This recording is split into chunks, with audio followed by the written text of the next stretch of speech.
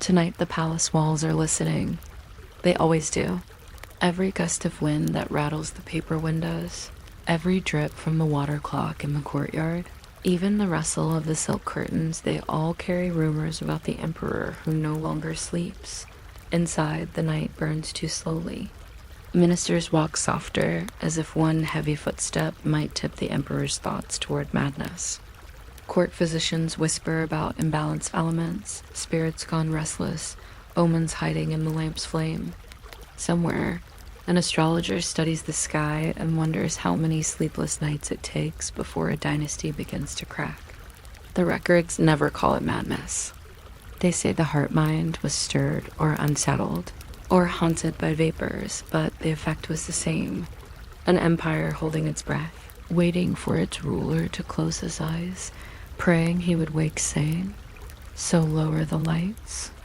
Let the forbidden city stretch around you like a vast, uncertain dream. And if you share where in the world you're listening from, perhaps the next campfire will be waiting for you there, or perhaps it will burn at the edge of a courtyard where even the shadows feel watched. For beyond the palace walls, the night deepens, carrying whispers of emperors pacing in silk, slippers of ministers with trembling hands, sealing scrolls before dawn, of healers muttering over bowls of herbs, while the wind scratches at the gates like a restless messenger.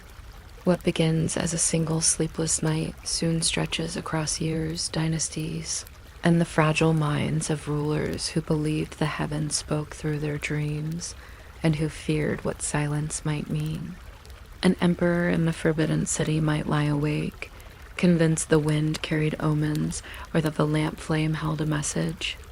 Ministers spoke in low voices so the sovereign would not feel jarred. Physicians adjusted pillows stuffed with herbs and cool jade beads, recommending the east-facing posture at dawn in case the spirit of morning might agree to start the mind again. Records never said anxiety or depression. They said the heart-mind was unsettled or stirred by vapors, as if the palace itself believed that restlessness was a kind of weather unpredictable, but something one could prepare for. Beyond the walls, fatigue wore simpler clothes. A farmer could count seasons by the aches in his back and the taste of silt after floods, and he would speak of spirits, because that was the available grammar for invisible weight. If grief settled in, a neighbor might say the spleen had collected dampness, as if sorrow were just weather trapped in a cellar.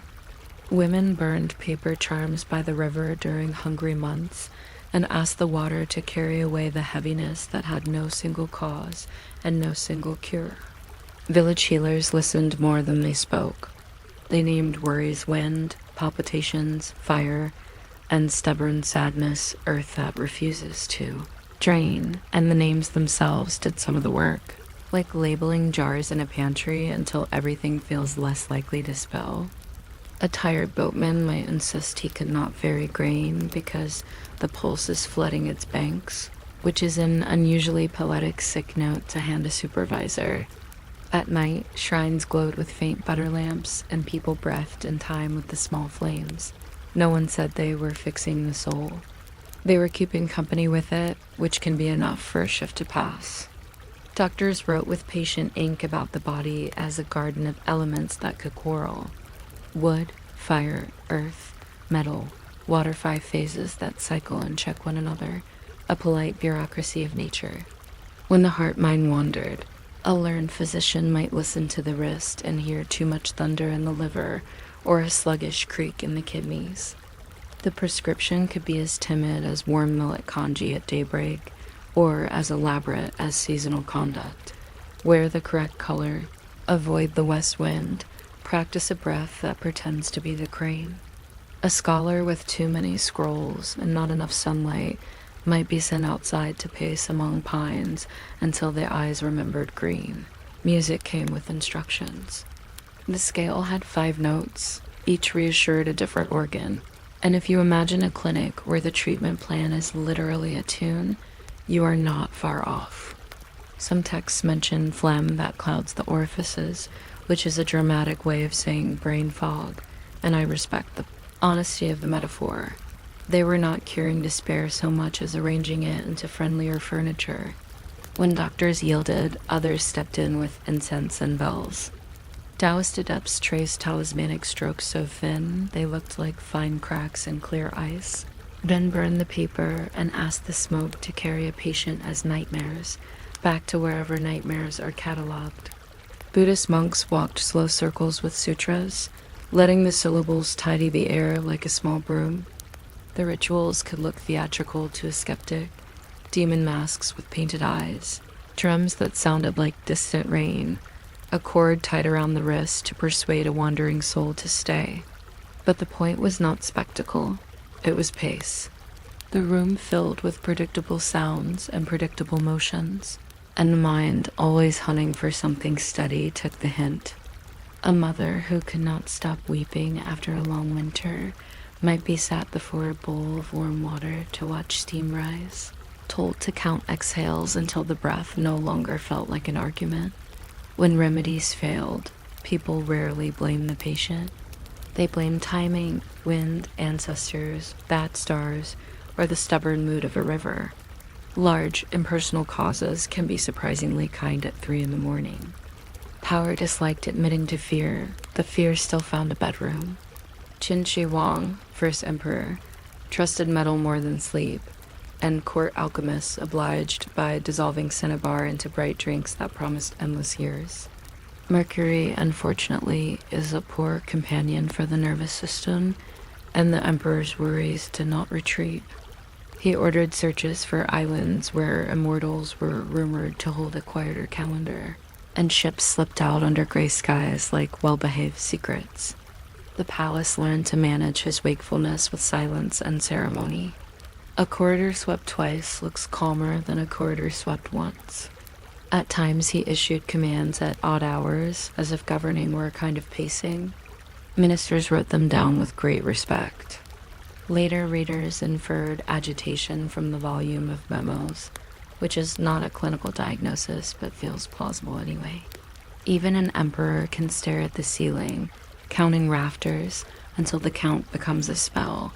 It is embarrassing how democratic that problem is. Intrigue does not help the heart-mind, and the palace had supplies of both. Rival households measured influence in hairpins and whispers, and eunuchs remembered everything, which is not always a kindness. Realgar appeared during festivals as a protective wine, but poisons also pressed through cosmetics in doses too careful to notice until the noticing did no good. Insomnia could travel disguised as piety. A sovereign asked for more night lamps to copy scriptures, and courtiers praised devotion while quietly instructing the pharmacist to send jujube seed and lily bulb, a mixture famous for persuading thoughts to sit down. Physicians kept registers thick with plant names whose flavors sound like weather: sour settles, bitter drains, sweet moderates, acrid moves, salty softens. There were also instructions to arrange furniture so the bed did not face a corridor where spirits might wander, which is either superstition or excellent interior design. Meanwhile, a secretary might develop exhaustion of ink, which happens when you write too many memorials for people who do not read them slowly. The remedy was a transfer to a provincial office with better air and fewer drums. Confucian teachers advised bracing the mind with duty, like tying a young tree to a stake. Names should fit roles, roles should fit conduct, and a person should stand where the map says to stand. This steadied villages and exam halls, and it steadied emotions for many because predictability is a friendly pillow. Yet there were also lives that felt rubbed thin by obligation, filial piety, ritual accuracy, the care not to use the wrong brush for the wrong character when the right brush is right there. Taoist writers, cheerful and unhelpful in equal measure, suggested the mind might loosen if it stopped trying to behave like a parade. Wander, forget your hat, sit by a stream and let the stream do the planning. A clerk who had memorized every regulation might, on a mild afternoon, follow the advice by accident. He would watch dust turn in a shaft of sunlight and find that 10 minutes had become 40 with no ill effects. If a neighbor asked what treatment he was using, he might say, very seriously, "I am cultivating, not cultivating," which is the sort of answer that discourages follow-up questions and is therefore therapeutic. Buddhist halls added another vocabulary. Suffering is ordinary, clinging is exhausting, and the mind can be taught to stand at a distance from its own noises. Monasteries had their own metronomes, wooden fish blocks struck at regular intervals, wheels that spun with quiet resistance, corridors that encouraged walking without hurrying. People arrived with sorrows that were no badge, and no one needed them to produce one. A novice might be told to count 10 breaths and then, if possible, count them again, which is less spectacular than the thunder rites, but works for an astonishing number of evenings. Chanting carried meanings and also carried breath. The two traveled together like old friends who did not mind repeating themselves. For those who preferred symbols, there were sand mandalas and bowls that sighed when rubbed. A mind that insisted on a narrative could be pointed gently toward a story in which every ending is just an edge of another circle. The practical result was quiet, and the practical result was enough. Across all of this, the words for mind and heart were mostly the same, which prevented certain modern confusions and encouraged others. If your chest felt tight, you could truthfully say your thoughts did too, and the physician would nod, pleased to have a single object to treat. Families learned to listen to pulses as if they were small rivers talking. Officials learned to read weather reports as commentaries on morale. The hope was not to eliminate sadness, but to keep it from accumulating in corners where mice and memories like to settle. An herbalist would say anxiety scatters ki like leaves in a courtyard when the gate is open. A monk would say the gate is fine, and the leaves are fine. A Confucian would offer to inventory the leaves. A Taoist would watch the wind and suggest moving the courtyard. It sounds contradictory, and it was, but the choices let people pick the story their hands could hold. Tonight, the old pages seem to agree on one thing. The mind rests more easily when the room knows what to do. A lamp that burns steadily, tea that cools at a polite pace, footsteps that choose the long way around the sleeping cat. If you listen long enough, the palace becomes a village. The village becomes a small room, and the small room becomes the place where you keep your breath. There are still water clocks somewhere, counting with delicate patience, and an incense maze smoldering through its quiet puzzle, and a physician compiling a list that begins with warm soup and ends with the advice to watch the dawn drift on the wall. None of this resolves anything, and that is the point. Minds do not want conclusions at this hour. They want company while they loosen their grip on the day. If your own has started to loosen, if names blur and duties fold themselves into narrower strips, you can let them drift. I can keep speaking about liver wind and the careful art of placing a bed so the moon will not argue with it. Or I can wait with you in the soft space between one thought and the next, where the paper charms curl into ash and the pulse remembers what slow feels like, and the hours pass without insisting what they are for. You might not expect the whine of melting wax to organize a town, but candles did that quietly for a long time. A marked candle could promise an hour for every notch, a very polite clock that sighed as it worked. Some were poured with little brass pins at intervals so that, when the flame reached one, the pin dropped into a metal dish with a tiny friendly ting time, arriving with good manners. Watchmen liked them, and so did letter writers who swore they would stop when the wick reached the 5th scratch, which is a negotiable way to measure discipline. Rooms smelled faintly of tallow and resolutions. If you are still awake when I get to the candle that rings bells by itself, you can subscribe in a drowsy sort of way, where you can ignore the idea and let the cat keep time by blinking. I will never know, and the candle will not take offense. Candles kept schedules elastic. A wide one burned slower than a thin one. A draft invented new minutes. The wax leaned, the hour changed shape, and nobody filed a complaint. It was a forgiving system for people with forgiving evenings. Candle time taught practical philosophy. If your wax tunneled, you learned about unforeseen contingencies. If it sputtered, you learned about ventilation. There were recipes for steadier flames. Add a little salt to stiffen the wick. Trim carefully with scissors reserved for the job, because someone always has special scissors for everything. Wealth produced more punctuality. Beeswax burned cleaner than tallow, so rich hours ran smoother, which feels like a metaphor that doesn't need help. The clever found ways to multiply tasks. A notch cylinder could be read from across a room. A paper scale pasted to the candlestick made the whole affair look scholarly. At fairs, you could buy regulator candles stamped like the dependable cousin of pastries. Of course, the markings assume the same air, the same temperature, the same patience. On winter nights, the flame chewed the notches hungrily. In summer, it loitered. The result was pleasantly approximate.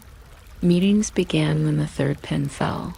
Sermons ended when a certain puddle of wax reached the base, and domestic peace resumed when the dish cooled enough to move. Water took its own turn as a keeper of hours, which made sense because water loves to leave, and clocks love to measure leaving. A bowl with a pinprick leak was enough. Fill it, let it drip, and call the result a method. The water level became a calm slope from now to later. People cut small marks inside the vessel, and time rose by descending, a small poetic inconvenience that did not bother anyone. With practice, the bowls learned manners. Wider rims for steady pressure. A float with a thread tied to a pointer for those who preferred a visible opinion. In grander versions, the outflow tipped spoons at regular intervals to drop pebbles. Each clack a reminder that patience is a mechanical virtue. Calibration days had a ceremonial flavor. Someone checked the stars, someone adjusted the hole with a wire, someone stroked the surface to quiet ripples. The result was official water, domesticated enough to sign documents. Water had moods, though, and clocks recorded them without complaint. Cold thickened the stream until hours grew shy. Sediment made a personality out of every hole. A clerk could show up late in January and blame viscosity with a straight face, which is a professional skill. Because pressure matters, some builders stacked vessels at different heights, giving time a gentle push. Others lifted floats that tugged cords, that nudged drums, that nudged little wooden men to strike bells. A hierarchy of nudges that looks familiar in any bureaucracy. East of the desserts, incense clocks added a fragrant alternative. Strings embedded along a trail of powdered aromatics burned at known speeds and released weights as they parted. A room could smell like sandalwood and punctuality at the same time. Visitors would nod, impressed by the precision, and then the cat would swat the hanging thread and move an appointment by 4 minutes, which is the sort of administrative error no one corrects after dark. Bells organized whole landscapes, and they liked early mornings more than many of the people who heard them. Monks divided the day into prayers with names that made sense only to insiders. Matins before dawn, lauds with the first light, then prime, terce, sext, none. Vespers, compline, a well-intentioned ladder. The hours were not equal. Daylight stretched or shrank with the season, so the 9th hour in summer wandered toward mid-afternoon. And in winter surprised everyone by arriving politely after lunch. Time behaved like bread dough, always expanding or contracting in ways that made recipes approximate. Bells forgave the arithmetic. A brother listened to the tone and walked. Others followed the robe ahead of them, which is a reliable way to avoid punctuality anxiety. In towns, the parish tower lent out its voice for ordinary chores. Bakers pulled loaves at the second peal. Millers opened sluices at the third. Markets untied ropes at the half-muffled toll that meant be reasonable with prices. A schedule sounded like metal in air. Because listening is not measuring, documents grew gentle phrases to match. After the third bell is a careful way to say around them. At cockcrow means as soon as the rooster remembers, which ranges widely across. Neighborhoods and personality types. Night watchmen walked in circles and knocked on doors to prove they were still a circle. Some carried clappers that made a sound like two pieces of moderate wood agreeing with each other. Householders did their dreaming in installments, looking up when the sound passed and deciding that stolen sleep counts extra. Curfews helped, not as law but as habit. When a town promised a bell at 9, what it meant was, most of us will surrender to blankets shortly after. Even court records were timed with kindness. A magistrate wrote that he heard testimony between terce and sex, with a breeze through the west window, which is a time stamp and also a weather report, and seems perfectly adequate for anything that will be forgotten by spring. The first mechanical clocks arrived like enthusiastic apprentices, loud, energetic, not always accurate, but very willing to work nights. Weights pulled ropes, gears nibbled each other's teeth, and an escapement let the system fall forward in tidy hesitations. The tech had an opinion, which astonished people used to the patient hush of water and wax. Towns mounted these devices in towers and gave them big responsibilities, such as telling everyone when to eat. The dials often had only an hour hand, which was a reasonable compromise because no one as errands required minutes unless they were boiling eggs well beyond the standard culinary imagination. When minute hands did appear, they behaved like small officious relatives, eager to supervise. Merchants tried to agree on the length of an hour. Sailors disagreed cheerfully with sandglasses that preferred half hours. None of it was decisive. What changed was the feeling that time had teeth now, and those teeth clicked in public. People began to meet on purpose rather than incidentally. The bell's voice became the gear's argument. Even then, the human scale stayed soft. A scribe kept an hourglass on the desk to ration attention for letters that did not deserve more than one pouring of sand. Sermons in some places were timed the same way, with ushers rotating the glass and developing a famous talent for forgetting at appropriate moments. Kitchen tables adopted small almanacs with sunrise columns and moon notes, and households grew the habit of saying after breakfast, as if breakfast had migrated to a fixed latitude, which it had not. Boats spaced work by glasses because the sea recommends regularity. A ship's bell divided the watch into 8 pieces, and sailors learned the friendly arithmetic of 4 and 8 and 12, the sort of numbers that persuade a long night to move. On shore, merchants invested in pocket watches that mostly told the time at home because towns disagreed by a few minutes, and nobody minded until trains insisted on not being charming about it. Standard Time later smoothed the map, but our paragraph is not in a hurry. The smaller devices followed. Spring-driven clocks, table clocks with painted moons, mantle clocks that pretended to count the lunar month with a small, almost convincing face. There were recipes for winding, on Sundays after soup, on Mondays before the laundry. At any moment a child volunteers, which is to say never. The tick became a house bet. People complained when it ran fast and worried when it ran slow and felt slightly bereaved when it stopped, as if the room had decided to hold its breath. Meanwhile, old habits kept their gentle veto power. A grandmother watered plants by songs, humming the same tune 4 times per pot, which is unscientific, and also effective because plants appreciate routine almost as much as people do. Farmers still watch shadows because shadows are free. Fishermen still use the taste of dawn because dawn is reliable. A calendar on the wall tried to coordinate these instincts and failed cheerfully, one square at a time.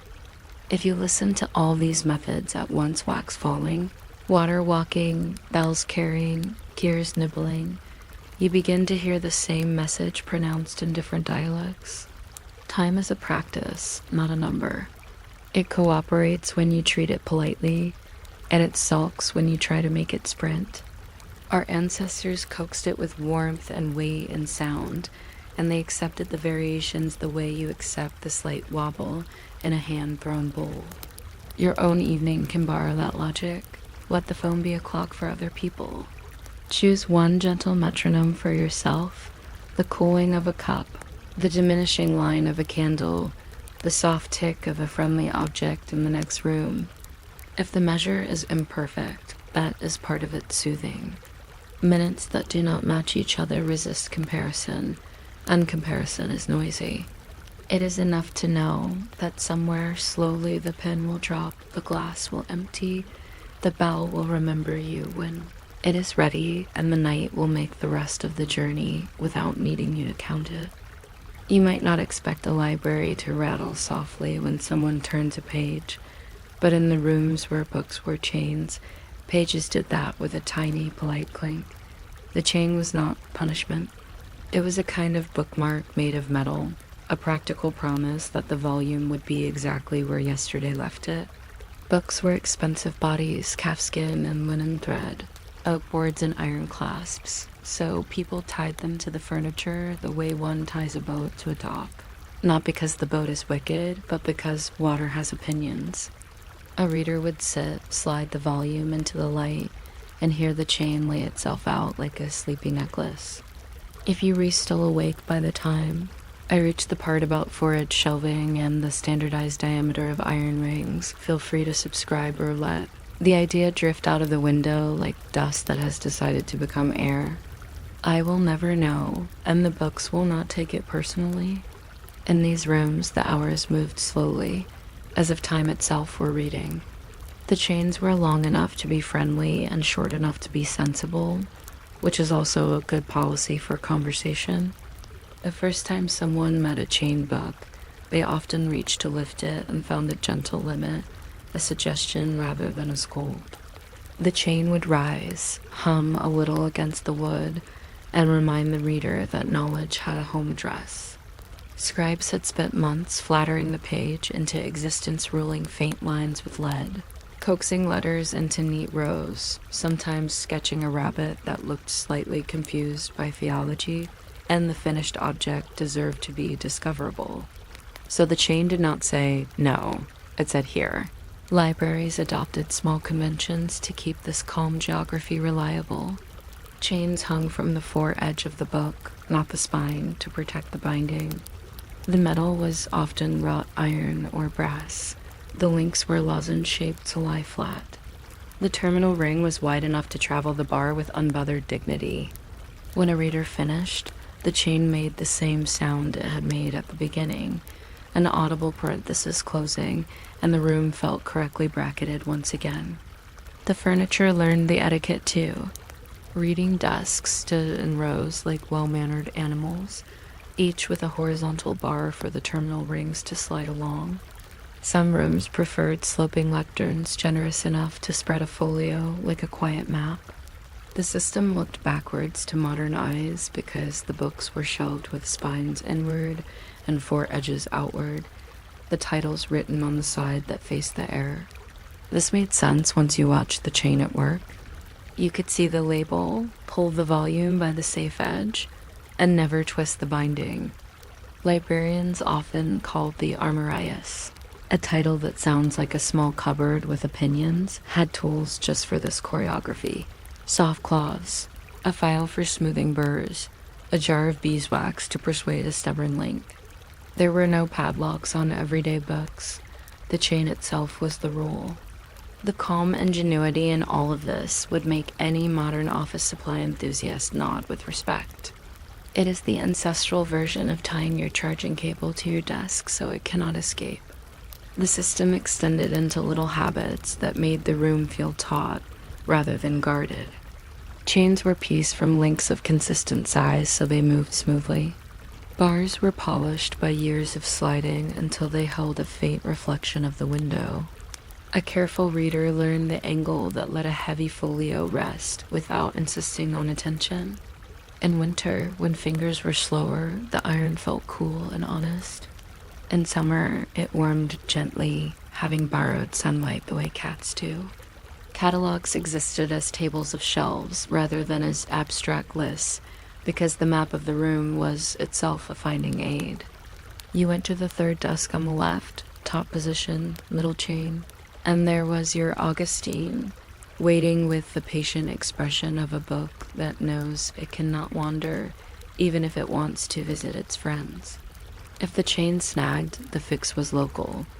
A librarian turned the ring, breathed a tiny sigh like a bellows shutting, and time resumed its unambitious pace. Borrowing policies matched the furniture's temperament. Most volumes never left the room. Reading happened where the chain could see it, which is a sentence that sounds odd until you realize that supervision can be a kind of housekeeping. A few patrons held formal privileges and could sign out a book with a written promise that had the energy of an oath and the structure of a recipe. Such loans were rare enough to be stories. Everyone else copied. Quills clicked softly, sand-dried ink in small shimmering drifts. Candle rules were strict in a way that felt protective rather than legalistic. No open flames near vellum, lamps with caps. The wick trimmed to a virtuous length. The pages themselves were taut like shy instruments. Fingers avoided bare touch by using thin slips of vellum as turning caps, apparently pointless details. That added up to long survival. Fines for bad behavior were measured in wax, in coin, or in the kind of public embarrassment that outlives coin. A clerk once promised to replace a damaged book with 2 good ones, plus a new chain, an early case of overcompensation that made the room chuckle for years. Librarians enjoyed their own soft technologies of deterrence. Margins sometimes held curses that read like weather forecasts for thieves. May the hand that steals grow heavy. May the eye that spies grow dim. May the thief be forced to catalog damp hay in perpetuity. Most were more elegant than that, but the tone was the same, preventative poetry. There were also ownership marks in bright pigments, devices, shields, tidy notes about who paid for the binding, so a volume recognized itself like a traveler checking a luggage tag. When bindings cracked, a good office day involved linen thread, a curved needle, and patience. The chain moved to a peg while the text block recovered, which gave it the temporary look of jewelry at a doctor's visit. The register recorded these small events with the dignity of history. Mended hinge, added ring. Admonished Brother Martin not to twist the bar. Nothing in the book changed except its endurance, which is the sort of outcome policymakers dream about. As printing loosened the price of words, chains yielded ground without resentment. Paper brought speed. Speed brought copies. Copies reduced the need to anchor a single precious object. Some libraries retired their hardware the way a town retires a bridge slowly, with speeches mostly to avoid admitting that the new road had already been in use for months. Chains were repurposed in useful ways. A segment became a window stay. Another kept a door from overenthusiastic opening. A short length held a key like a very literal metaphor. Rooms rearranged themselves. Spines faced outward. Titles grew bold. Catalogs turned into books about where books were, which is a pleasing loop. The old desks persisted like calm elders who did not mind the lively talk of grandchildren. You could still hear a faint clink when a caretaker moved a folio for cleaning, and the sound made everyone want to turn a page more slowly. A few places kept the full scenery. In some towns, if you walk in at the right hour, the sunlight finds a line of iron and draws a bright underline beneath the morning. The air smells of wood that remembers centuries and paper that has forgiven them. A visitor reaches toward a heavy volume and stops at the soft limit, and the hand seems to understand something the tongue does not need to say. The chain does not shout. It sleeps where it lies. The librarian explains in a whisper that the system worked because it listened to human skill. People are forgetful. Metal is not. People are curious. Furniture can guide curiosity without making it hurry. The visitor nods because this all feels kinder than it sounds in the museum label. Nearby, a small sign asks you not to lean too hard on the lectern. The sign is new. The request is not. If you fold all these scenes together, the clink that brackets thought, the bar polished by finding, the page that travels only as far as the light, You arrive at a very slow lesson on attention. You cannot rush a chain book. You cannot multitask with it. It will not open itself. It will not follow you to another room. It asks you to match its speed. And when you do, the room answers with a long, even breath. Somewhere in the background, a register closes. Somewhere a chain settles one link lower. Somewhere a vellum turns with a little sound of fabric agreeing with itself.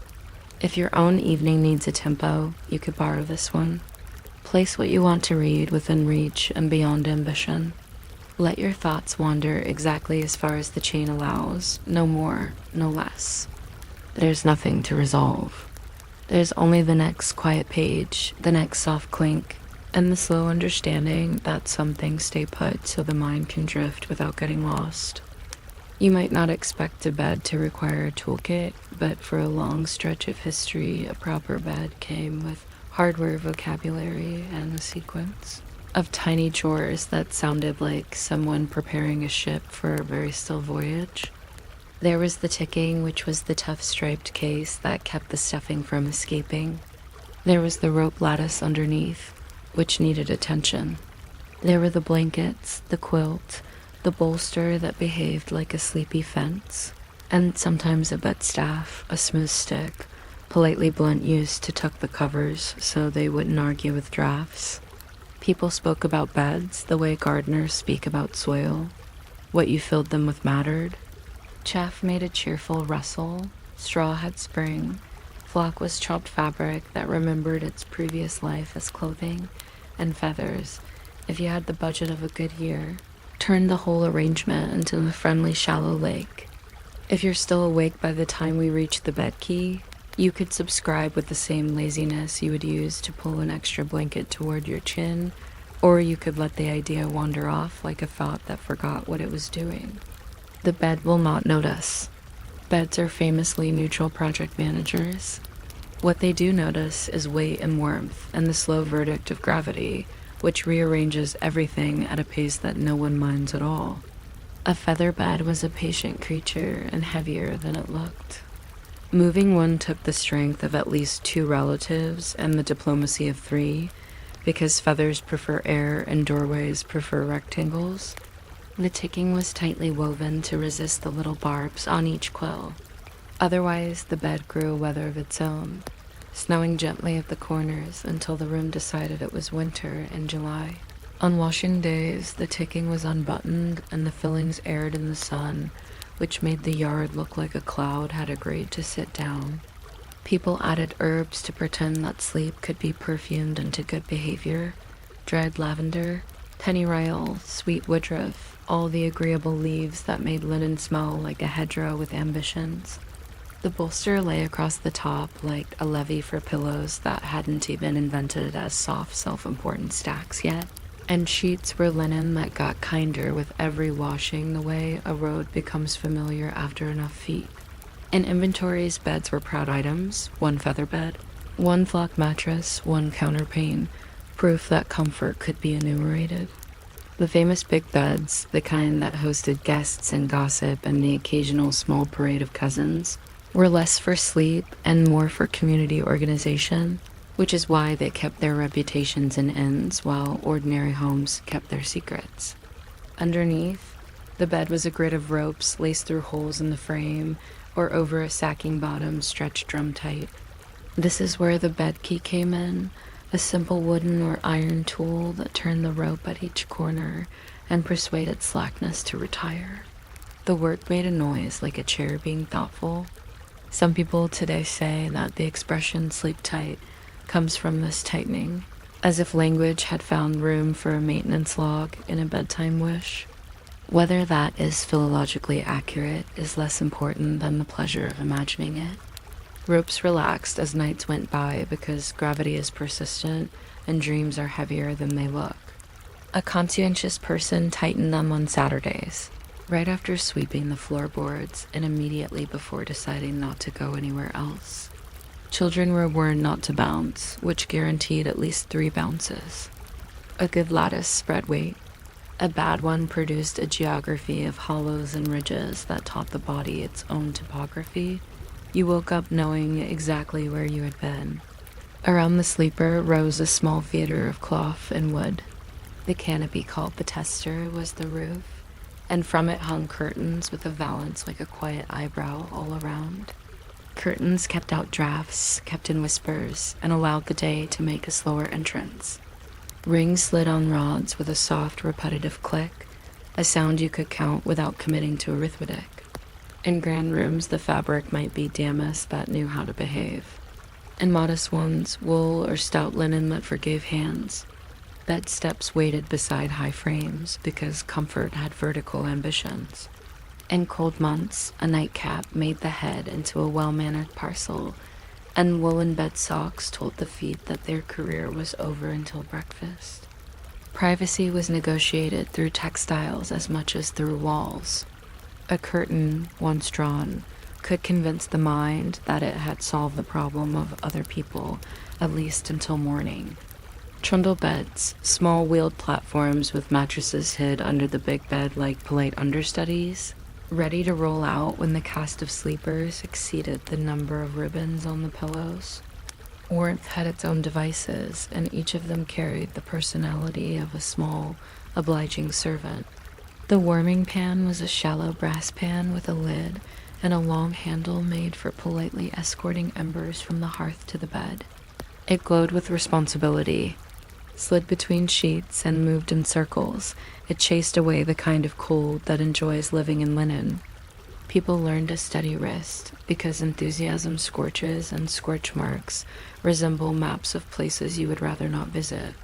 In houses that favored caution over ceremony, a brick was heated on the hearth and wrapped in flannel. A humble meteor settled at the foot of the bed.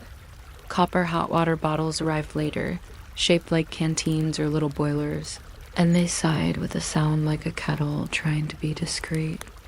Whole families could predict winter by the week. The warming pan was promoted from cupboard to constant duty, and spring by the week it went back down again with a tiny sense of pride. If the tool squeaked along the sheet, it announced bedtime, the way a timid cymbal announces a march. Smell mattered almost as much as heat, and bedrooms practiced a small domestic botany. Sachets hung in cupboards. Bunches of lavender braided with ribbon dangled from pegs. Mattresses were sprinkled with crushed rosemary, not as a cure but as a conversation with the air. Floors had strewing herbs that kept company with shoes and made sweeping smell like a polite apology. Linen was aired on hedges, which is exactly as charming and as dusty as it sounds. Laundry took time, so sheets lived a long life between washings, made respectable by winter cold and summer breezes. In the morning, the covers were shaken by the open window, and the bedstaff did its work again, beating lumps into compliance. Quilt's counterpanes were pieced from patience and leftover color. A patch that didn't quite match was a story, not a mistake. All of this seemed routine enough that no one wrote much about it, which is why we remember it clearly. Anything that happens every day teaches itself to the furniture. Night itself had equipment. The chamber stick was a candle with a handle and a little dish for the drips, and it knew where your hands would be before you did. Extinguishers, snuffers, doubters were small cones on small chains that let a person put out a flame without breathing smoke, which is both efficient and slightly ceremonial. The family choreography before sleep looked like a rehearsal they had done since invention. One person bars the door, one person checks the banked hearth, one person takes the chamber pot to an agreed-upon negotiation with the hallway. In towns, the curfew bell, the old cover-the-fire bell, said what clocks say now, but with more sympathy. In the bedchamber, the last light made a shallow golden lake on the sheet and then took it back. Shoes sat like arguments postponed. Somewhere a rope creaked as it decided to be tight enough. Words stopped at the edge of the tester. The geography of the house curled up in layers, and the street dealt with itself. Beds were also social spaces with rules that were simple and elastic. Guests might be offered the best bed, which was sometimes not the one the family used nightly, but the one that looked like a good idea to visitors. Children learn the art of sharing by discovering that elbows are negotiations, not weapons. Servants in small rooms performed nightly origami with draw beds, pulling and folding and covering in sequences that would impress a stagehand.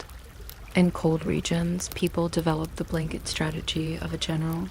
Heavy on top, lighter near the skin, a quilt that could be peeled like a temper. In summer, the same bed suddenly pretended to be a balcony. Every household had a theory about pillows, from two arranged like diplomatic envoys to one long bolster that required mutual patience. Reading in bed belonged to those with candles to spare and optimism to match. Wax and hair happened exactly once per person. Stories were told with the flicker for punctuation, and quiet lasted until a dog rearranged itself. Morning was a slow unbuilding. Curtains opened like lids. The tester rejoined the ceiling. The rope bed reappeared as a sturdy grid that had opinions about weight distribution. Bedding was pulled back to let the night evaporate, because nights do that if you give them a chance. The tick was shaken. The quilt was folded with a respect that had nothing to do with ceremony and everything to do with not having to mend it again soon. Someone checked the ropes with the bed key, offering each corner the same little turn that says, "We will try again tonight." Feather beds were fluffed by a method that looked like beating dough. Flock was persuaded with the flat of the hand. Straw was renewed with that hollow sound it makes when it is both tired and cheerful. By midday, the bed had become furniture once more, patient as a table, scandalized by nothing, ready to resume its career at dusk. The day continued with its chores. The bed remembered the shape of sleep and waited to be reminded. If you pull all these quiet procedures together, the tuck and the turn, the warm and the air, the curtain that decides how quickly morning earns the right to enter, you get a kind of craft that does not brag. A bed was a small workshop for comfort, staffed by very ordinary tools that worked because they were patient. The mind learned their tempo. It became reasonable to think of rest as something one assembles rather than something one falls into.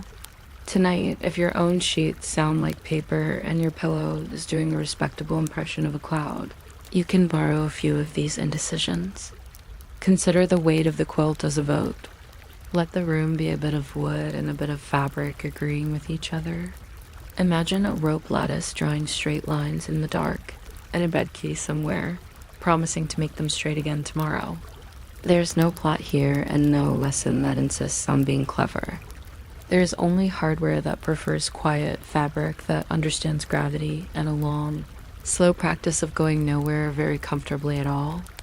You might not expect a small lump of mud to carry a quiet biography, but many old bricks did pressed with a maker's stamp, or a tidy hollow called a frog that murmured, in its own way, that someone shaped this on purpose. In Roman forts, the stamp might be a legion's number. In river towns, it might be a family's initials. In humbler yards, it could be nothing more than the same thumb set down in the same corner all afternoon. A brick began as puddle and ambition, clay dug from a pit, softened with rainwater, and walked in circles by a horse whose job title was patience. Sand tempered the mix so it would shrink politely instead of sulking into cracks. The molder tossed a little sand in the wooden frame like a baker dusting a tin, slapped the clay in with a practiced dump, struck it level with a wire, and lifted the mold straight up so the newborn brick could keep its edges. The frog made the piece lighter and gave mortar somewhere to feel useful later. It also caught fingerprints, which is how quite a few walls have quietly held the memory of a particular afternoon. If you're still awake by the time I get to the brick tax, you can subscribe with the same lazy gesture you'd use to brush a crumb from a windowsill, or you can let the idea drift away like dust that has decided to become air. I will never know, and the bricks will remain completely at ease about it. Fresh bricks were laid in rows on boards, their corners just far enough apart to pretend they were strangers. And for a short time, the yard looked like a village of tidy, indecisive loaves. Bricks learned stillness before they learned heat. They dried in long open sheds called hacks, neat avenues under lean-to roofs, with the wind encouraged to walk through, but rain politely discouraged. Surfaces harden faster than middles pretend to, so men and boys turn the rows by habit, one gentle lift, one quarter turn, one small exchange of places until every face met a breeze. Chickens considered themselves inspectors and were escorted out of the aisles by laughing children.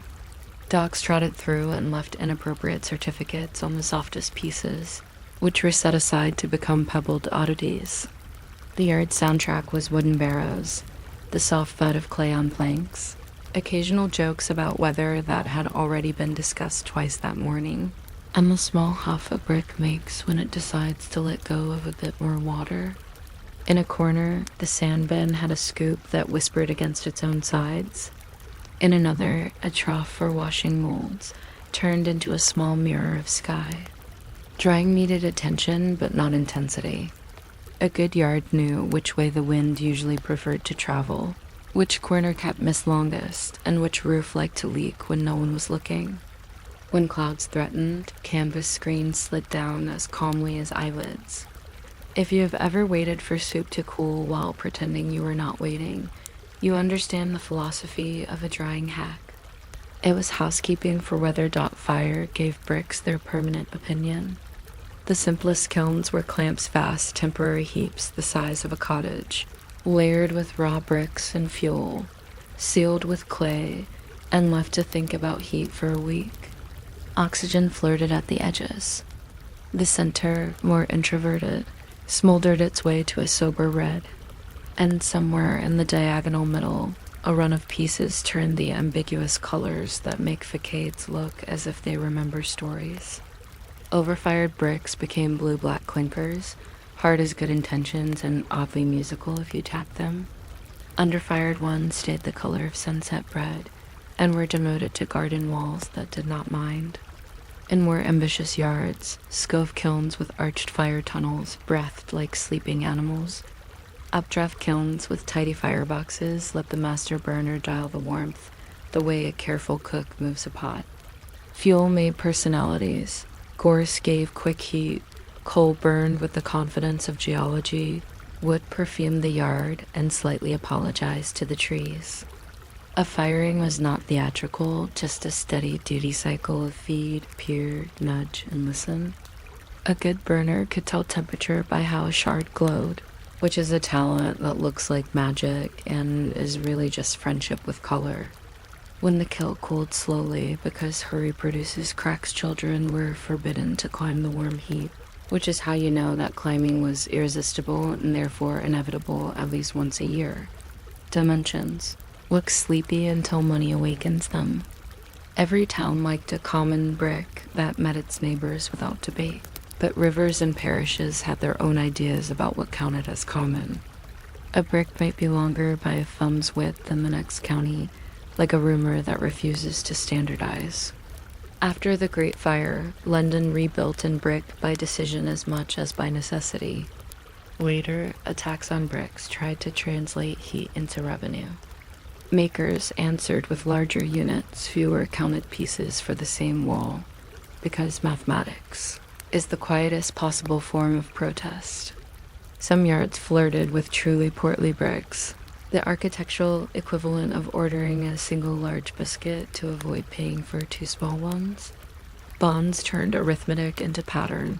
English bond stacked stout rows of headers with rows of stretchers. Flemish bond mixed them every course into a tidy checker that gratified people who enjoy order. Monk bond appeared when someone charmingly decided the rules could stand a nap. Rat trap bond set bricks on edge to create cavities that behaved like little winter coats for a wall.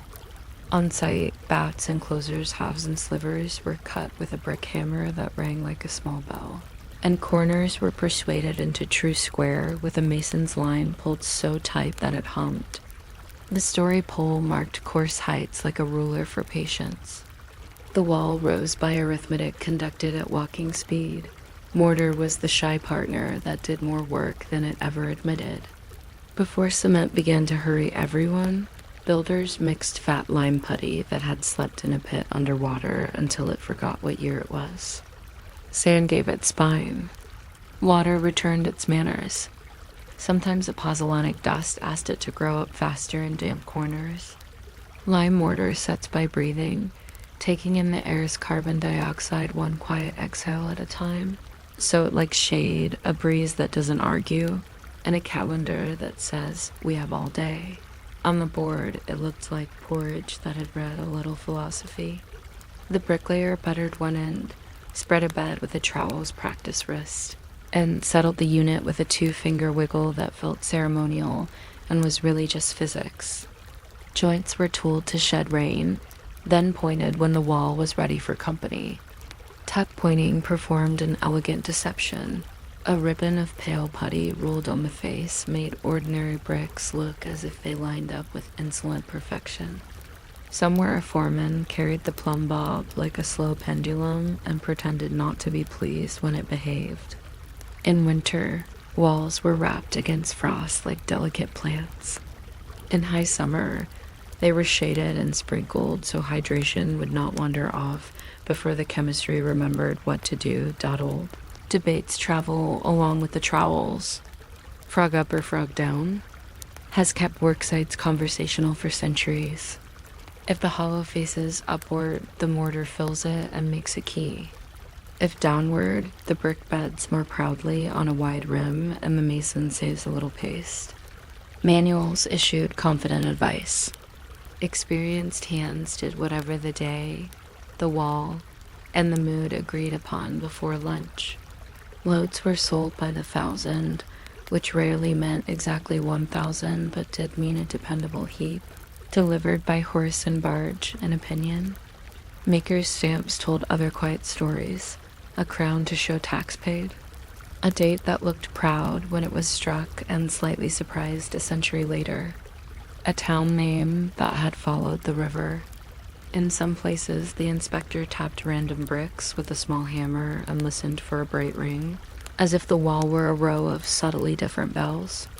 A heavy silence meant dampness or underfiring. A cheerful note suggested good firing and a personality you could safely live beside. None of this prevented Ivy from practicing slow mischief or painters from deciding that brick preferred to be another color. Bricks endured the experiments and kept their counsel. Bricks travel well even after they swear loyalty to one address. Demolitions fed salvage yards. Old mortar was coaxed off with a hammer and bolster until the piece sang again. Rubber soft, fine-grained bricks were trimmed with floats and files into curves that could hold melancholy with a very steady smile. Gauged brickwork shaped voussoirs for arches that looked as if they had been poured in a single confident thought. A queen closer just a modest sliver turned a corner with the finesse of a waiter sliding. A saucer under a cup that never admits it wobbles. Builders reused old bricks because thrift is a respectable architectural style and because aged units have already made their peace with, expanding and contracting. Underfit, paving bricks endured shoes that told the weather and cartwheels that told the hour. In cellars, frogs faced upward like a field of tiny birdbaths for dust. Where walls met sidewalks, engineers offered modest little weep holes so water could leave without drama, the architectural equivalent of a polite side door.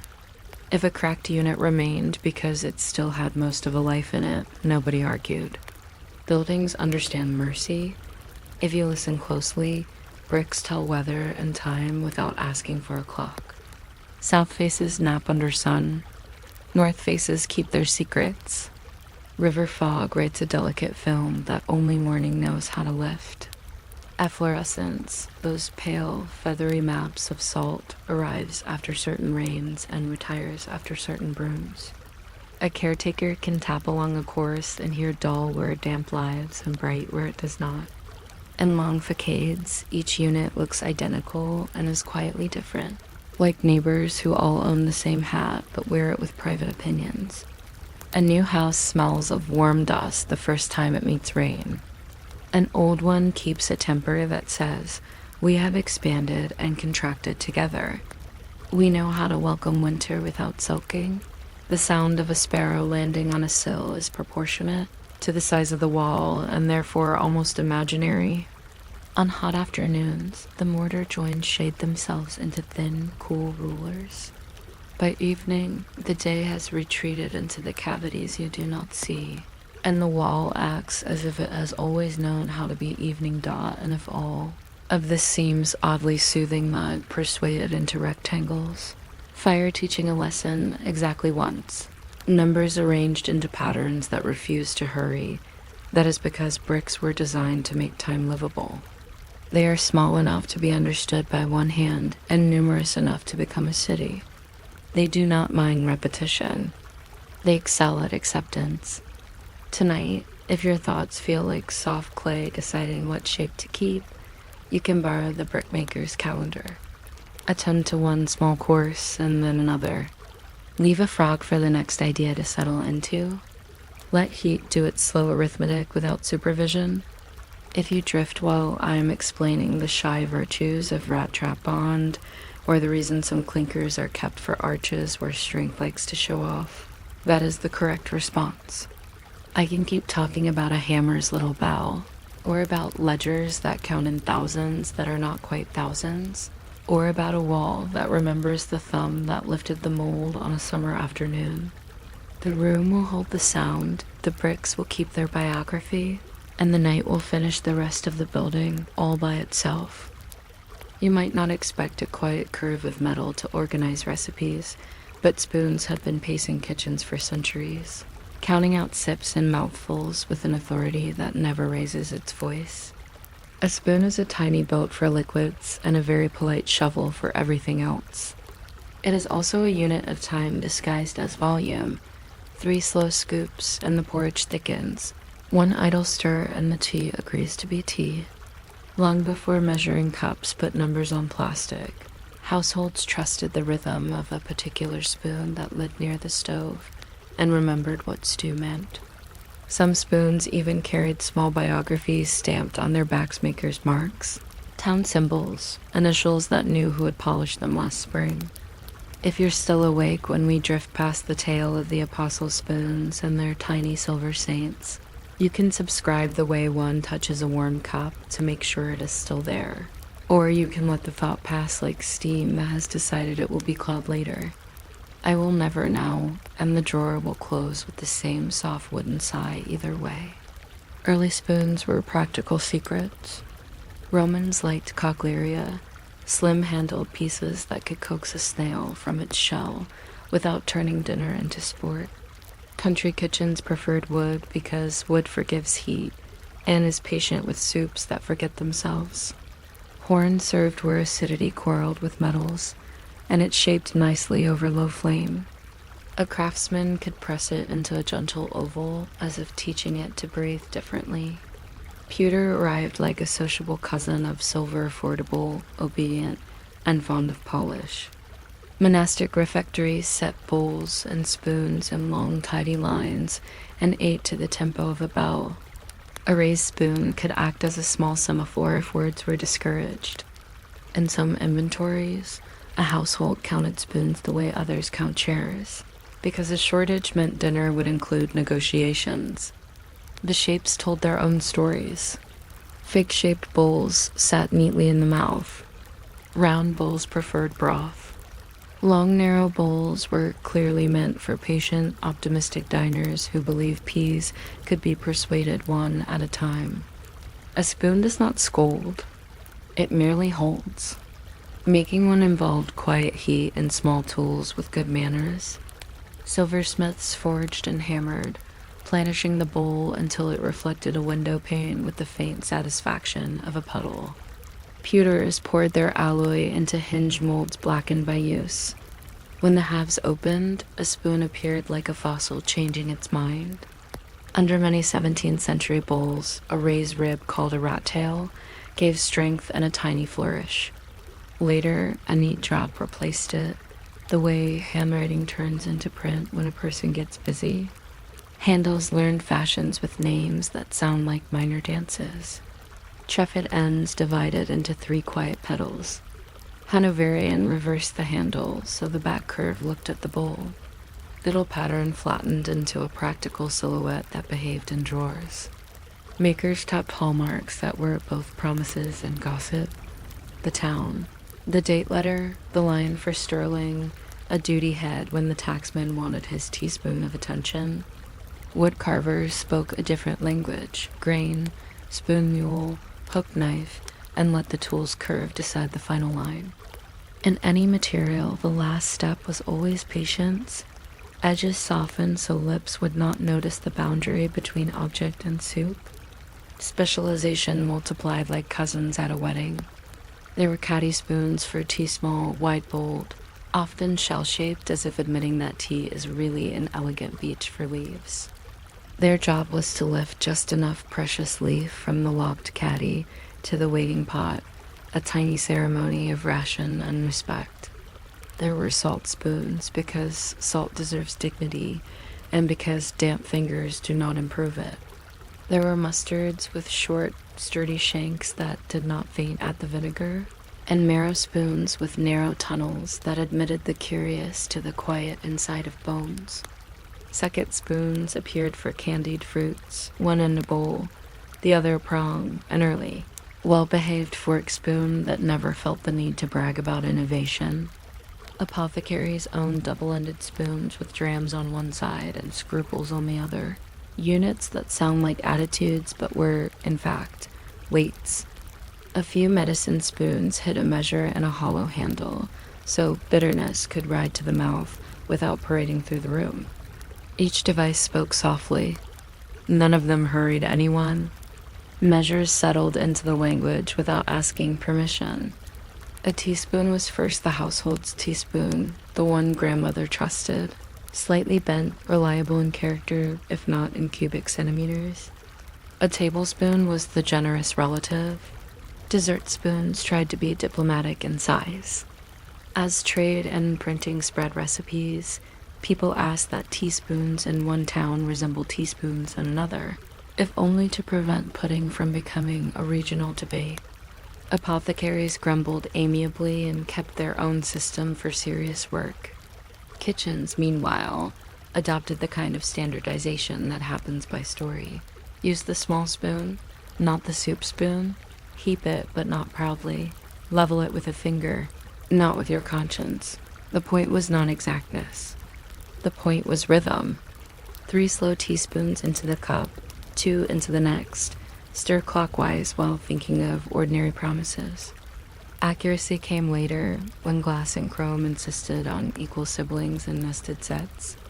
Even then, old habits whispered through the drawers, and a particular spoon continued to know the household's idea of about right, rituals and little superstitions. Clung to spoons because hands do. Christenings in parts of Europe brought out apostle spoons, each topped with a tiny saint. A godparent might present 1 or 12, depending on resources and optimism, and the child was expected to grow up with a mouth full of guidance. In Wales, love spoons were carved from a single piece of wood and given with symbols that made sense if you knew the code. Hearts for affection, keys for a home imagined, chains for togetherness that did not mind patience. Some innkeepers kept long-handled toddy spoons for winter evenings, and an equally long list of opinions about how to stir a drink so it would not declare itself early. Sailors carried spoons with holes at the end of the handle, so a cord could tie dinner to gravity. In quiet archaeological layers, spoons appear like punctuation marks in the soil commas after meals, colons before stories. Now and then a well-worn silver spoon reaches a jeweler to be reshaped into a child's rattle, continuing its career in the same family as a small bell that remembers soup. Etiquette taught spoons to move like considerate animals. Round soup bowls invited outward sips. Oval bowls filled at home in egalitarian broths. No one agrees on which direction to stir, so tradition assigned meanings and then forgot them, which is merciful. Tea brought a full choreography. The caddy spoon measured. The teaspoon introduced water to leaf with 2 gentle turns, and no clink against porcelain, because quiet tastes better. The spoon then rested on the saucer like a retired official. In certain cities, the absence of a spoon in a cup meant the waiter should return, though waiters everywhere relied more on eyes than on table semaphore. Woods on tureens became tiny moons hovering above a lake you were not allowed to cross with a ladle until your host nodded. After that, the soup went where etiquette and gravity agreed. All of this busyness served a single end, a mouthful carried steadily from bowl to person with no excitement. Good spoons make good citizens of sauces. Even the drawer has a history. It is a wooden harbor with partitions that remember past tenants. Somewhere at the back lies the traveler, a folding spoon that accompanied picnics, campaigns, and trips that expected up and down weather. Nearby sits a long serving spoon with a bowl slightly larger than necessary, which is how generosity chooses to look and steal. There is always one odd survivor from a set its pattern almost right, its weight lightly wrong, that arrived at the house through a picnic or a cousin and now claims permanent residency. In the morning, the drawer opens with a domestic exhale. At night, it closes on a day's worth of small transports, each one a spoonful of hours. The soft rattle is inventory taking stock. Nothing asks for attention. You are allowed to borrow the silence. Gather all these mild facts, the snail rescuing Roman utensil, the rat tail under a 17th century bowl, the shell-shaped scoop that rations tea without scolding, the medicine handle that pretends not to be a measure, and the result is a tool that performs companionship as much as commands. A spoon keeps a steady face while tasting, settles arguments between liquids and mouths, and turns recipes into habits. Tonight, if your thoughts are busy, you can lay them out like a small service. One for worry, one for memory, one for plans you do not need yet. Stir each once gently without clink. Consider how a handle carries the heat of the bowl for a few seconds and then lets it go. Consider how a drawer closes on imperfect matching and calls it a set anyway. There's no ending to announce and no lesson to claim. There's only the slow practice of lifting a small portion and bringing it safely across the short distance between what is offered and what is needed, again and again until the room decides it has counted enough for the night. You might not expect a small piece of iron to decide the mood of a room, but a key often does, and a voice made of clicks and soft friction. Old doors learn the language early. They waited for a bow-shaped handle to turn, for a bit to find a private corridor in the lock, for words to nod yes or no. People wore keys where the hand could find them by memory on cords, on rings, at belts where they bumped against cloth like modest bells. Romans liked keys shaped to fit a finger as a ring. Later towns preferred something you could feel even in the dark, with a bow big enough to grip when your other hand held a candle doing its own trembling arithmetic. If you're still awake by the time we reach the Chatelaine with its tidy parade of household tools, you can subscribe with the absent-mindedness you use to pocket a receipt you'll never read, or you can let the idea drift away like dust that has found a draft. I will never know, and the door will go on being pleased with its mechanism. Cues were not mysterious so much as patient. They asked you to turn slowly and listen for the point where metal agrees that evening has begun. Before, locks learned to be theatrical, doors kept simpler habits. A latch string passed through a hole and dangled outside like a small invitation. Pull it, and the wooden latch hopped up, friendly as a dog who recognizes your step. Hospitality could be announced with the phrase, "The latch string is out," which meant what it said come. In but at night, the string was drawn inside, and the hole stuffed with a polite rag of privacy. Heavier shutters preferred the authority of a bar dropped into cradles, a domestic drawbridge that told weather and strangers to have their conversation elsewhere. In cottages, the bar lived on two pegs when not in use, and its return each dusk felt like a line drawn with a ruler across the day. The timber remembered handprints and seasons, damp fingers in April, dusted palms in August, a cold grip that told you the year had turned. Hinges sang the same 3 notes whenever someone arrived unannounced, and family could identify a visitor by rhythm alone. Security was mostly choreography: who lifts, who slides, who calls a name through wood. It is hard to be dramatic when your best defense is a stick. It is also surprisingly effective in a village where everyone recognizes the sound. Worded locks arrived like puzzles that were proud of themselves, but not in a hurry to prove it. Inside the case, thin plates called wards rose like iron hedges.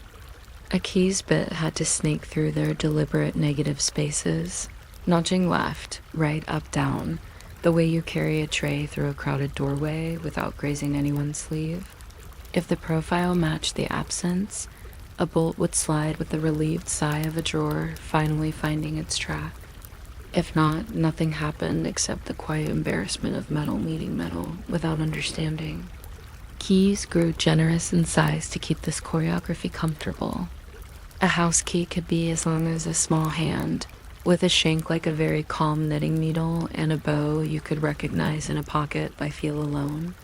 Some doors wore escutcheons like jewelry little plates that kept the keyhole neat and the drafts from turning the lock into a whistle. A few houses indulged in decoy keyholes, the architectural equivalent of winking. Skeleton keys bits pared back to the minimum, capable of dodging generic wards, wandered through such neighborhoods with a confidence that made locksmiths frown. Even so, the real defense remained the quiet arithmetic of shape, a private maze, memorized by one piece of iron in a hand that knew how to be unhurried. A locksmith's day sounded like careful rain. Files whispered along edges. A tidy saw discussed a ward with exquisite politeness. The forge muttered to itself, a bellow's breath like an animal too dignified to pant. Apprentices learned the dictionary of a key bow, shank, stem, bit, shoulder, and the even more hopeful vocabulary of bolts and tumblers and dogs and springs. They rubbed soot onto a blank and tried it in a lock to read where the black rubbed away. A coal smudge grammar that told you which corners to shave and which to leave proud. Makers stamped their marks in hidden places because even hardware enjoys a signature. City guilds held competitions where the goal was not speed but elegance. 2 turns for a double-acting bolt. 1 for the cupboard that shouldn't be dramatic. Church chests, which kept vestments and silver and the rumor of miracles, often wore 3 locks that demanded 3 different keys at once. A cooperative security system that also ensured no one had to explain a missing chalice alone. When the shop shut, the master slid his own key home and listened with the sober affection of a baker tapping the bottom of a loaf. You can tell when something is right by the sound it makes deciding. Keys traveled with people and also took up residents like small citizens. A housekeeper wore them on a ring at her waist. The ring itself part of a chatelaine that also carried scissors, a pencil, a watch, a thimble that kept its own counsel, and the kind of whistle that means business in a hallway. The weight was a job description. You could hear authority enter a room 1 measured clink at a time. In inventories, the phrase "a bunch of keys" appears with domestic pride, not because anyone planned to use all of them daily, but because each represented a pocket of order: pantry, linen press, dairy, storeroom, where sugar and mischief lived close together. Keys adapted to their assignments. The pantry's bit was small and plain. The wardrobes had an extra shoulder because clothing provokes greed. A drawer that kept letters wore a key so delicate you were tempted to unlock it with a good intention, which almost worked. Children learned the geography by listening. The pantry key sounded like 3 coins saying hello. The cellar key had a throatier clunk. The outside door had a satisfying conclude at the end of its turn, like a sentence that knew where to stop. Public life had its own metal rituals. A town's gates took pride in keys that needed 2 hands, sometimes carried in procession on feast days like iron scepters. The phrase "key to the city" began as a practical object and slowly became a Ceremony for a guest who was in no danger of testing it. Inns trusted large trunk locks with traveling merchants who slept like suitcases, half closed, half alert. Churches kept the tower key separately from the sacristy key to prevent the bell ringer from inventing liturgical decisions. On some estates, the brew house had a key that only appeared on brew days, smelling of hops and decisions. The granary key was counted with the grain, which is an excellent way to keep arithmetic honest. Master keys existed, but they were rarely magical. They were just bits shaped to ignore most wards. The locksmith's admission that absolute security is a philosophical hobby rather than a practical craft. When someone lost a key, the household did not stage a crisis. It performed a small, efficient ballet, replaced the staple, rebused the wards, send a boy running with a note to the smith, and add a line to the ledger that reads like a sigh. Mechanisms learned their tricks and kept their manners. The idea of pin tumblers, small, springy pins that must be raised to exactly the correct height before a plug will rotate, goes back to antique cleverness in warm countries, and took a long vacation before returning in factories with tidy rows of machines that could give every plug the same patient circles. Suddenly, keys could be small and flat, with cuts that looked like a skyline seen from a train. They weighed less in the pocket and more in the imagination. Combinations, too, had their moment numbers instead of teeth, opinion instead of metal, but people still liked the feeling of a turn and the gentle thunk that says a bolt has committed to the evening. Safe locks learned to lie cheerfully under layers of brass and theory, and locksmiths grew a second vocabulary to discuss them, whispering about wheels and gates and drop-in points as if gossiping about polite conspirators. The ordinary front door stayed unambitious. It kept its keyhole where the hand expects and rewarded a calm rest with the old consent. Key habits accumulated trivia, the way pockets accumulate lint. A spare lived under a stone that did not fool friends and fooled no one else, but the tradition persisted because hope likes rituals. A weary shopkeeper tied the door key to a length of string and lowered it to the apprentice who had arrived before memory. The string learned to knock the same number of times on the glass, which is how the day began. A country letter carrier wore a leather satchel with a miniature of everyone's key inside, authorized by custom rather than by law, an excellent arrangement until the day the satchel went swimming. In kitchens, the drawer of unidentified keys grew older and more philosophical, the orphanage of decisions postponed. Someone would occasionally hold one up to the light and say, "This must be for the blue chest," though the blue chest had left in an aunt's wagon 2 summers ago. When a family moved, keys went into envelopes labeled with a pen that wanted to be confident. The new house offered a handful in exchange, some of which seemed to operate nothing and therefore became important in advance. If you bring all these quiet mechanics into a single room, the ring on a belt, the ward behind a faceplate, the turn that sets a bolt to rest, you can feel how locks and keys are mostly agreements rehearsed in metal. They do not promise safety so much as performance. You and I will enact privacy together at a reasonable hour. A turn, a weight shifted inside a box, a door deciding to be a wall for a while. Tonight, your own door will want the same ceremony. The key is within reach, slightly cooler than your hand, with its small autobiography of scratches that only your pocket understands. Turn it like you are agreeing with a considerate suggestion. Listen for the bolt's soft arrival. Behind it, rooms settle into the shapes they keep overnight. Somewhere in the house, a drawer of old keys rests without knowing what it guards.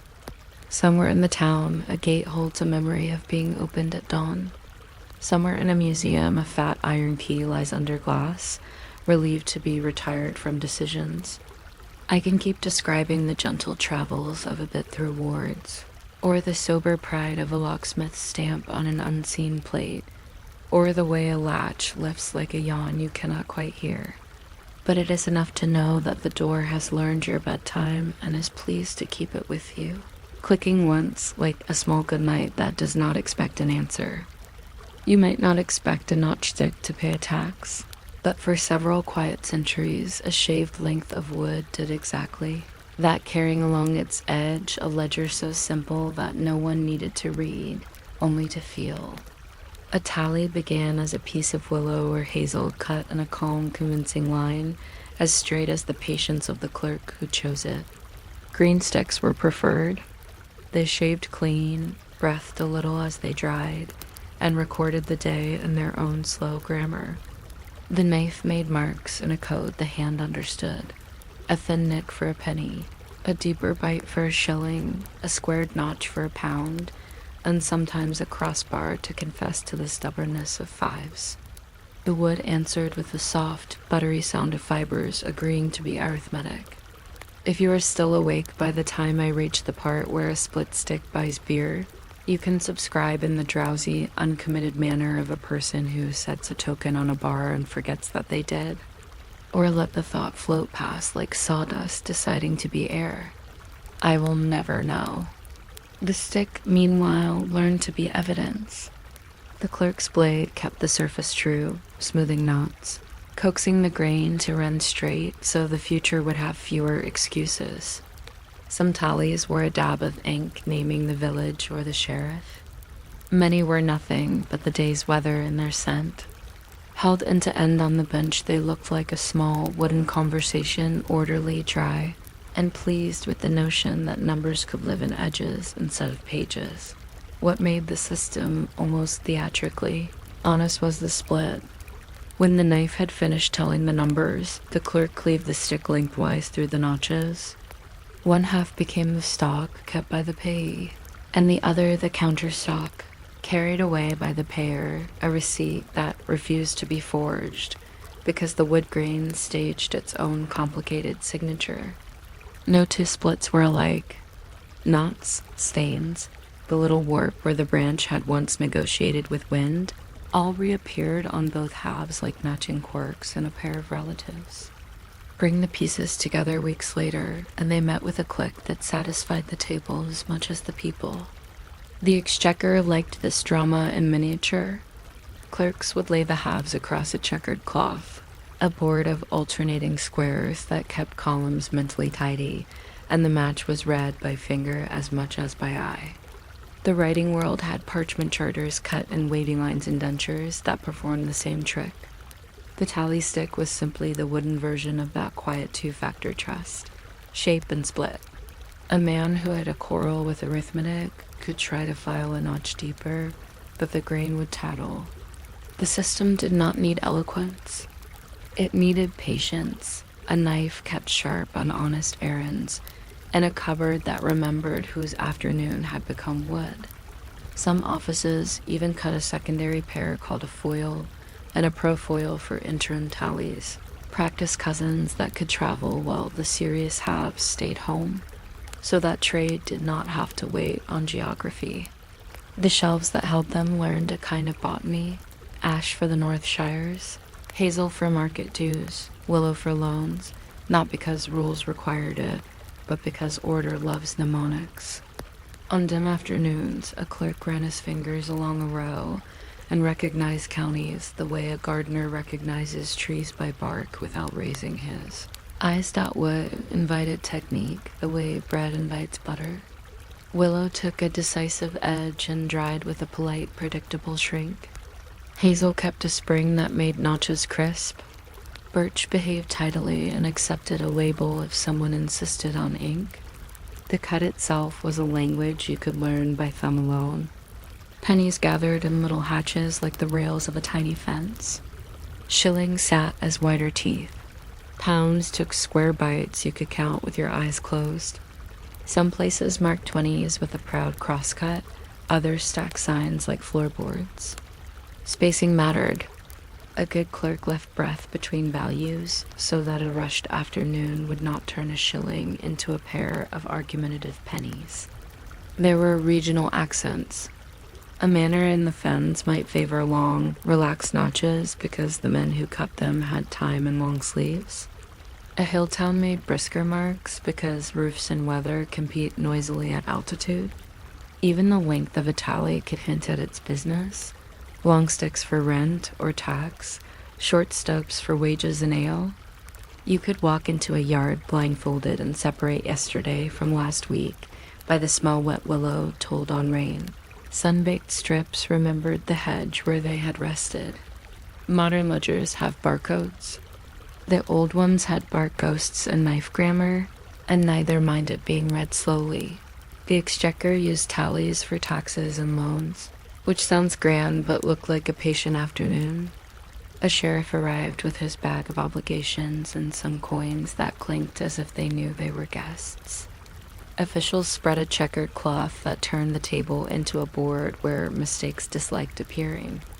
Names were called in a tone borrowed from parish rolls, and each tally was measured against its partner. When two halves kissed, there was that small wooden click that makes agreement feel physical. A clerk copied the gist into a roll, more for memory's dignity than for doubt, and the sticks went to boxes that knew their counties. Between those formal encounters, the tallies wandered.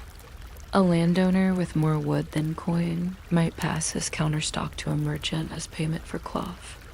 The merchant, needing ready money, might discount the stick to an innkeeper who trusted the sheriff's cupboard more than he trusted the sheriff's calendar.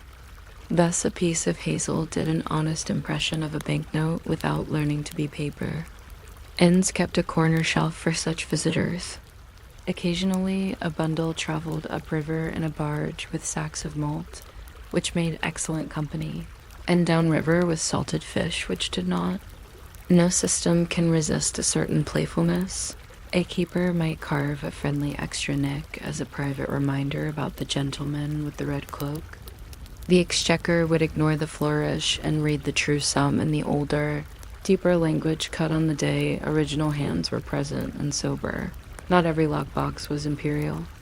In villages, the tally kept score for hedging, ditching, lambing help, and winter carting, all the practical business that turns a year into smaller, useful pieces.